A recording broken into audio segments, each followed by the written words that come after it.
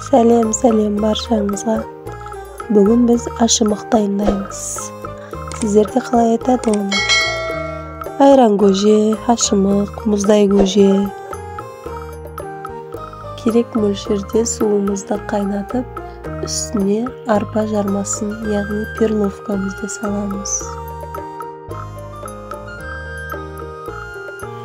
Қалауларыңызша ақ жүгері немесе сары жүгері қоссаңыздар да болады.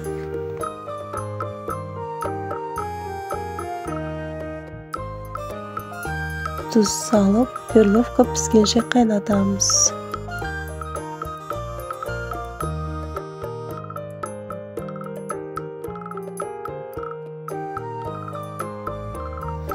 Сұйық массамыздың суығанын күтеміз.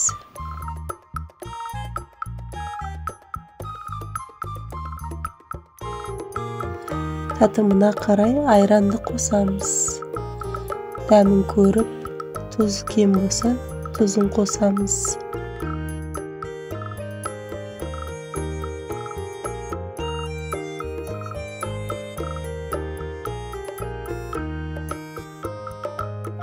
Жақсылап араластырып, үлкенірек ыдыстарға құйып, холодильникке қойып қоямыз.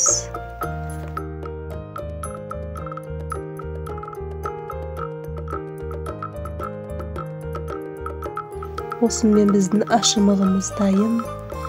Шөлдеген кезде шөлді басатын, қарынды тоқ ұстап тұратын ашымық айран көжеміз дайын. Сіздер де жасап көріңіздер.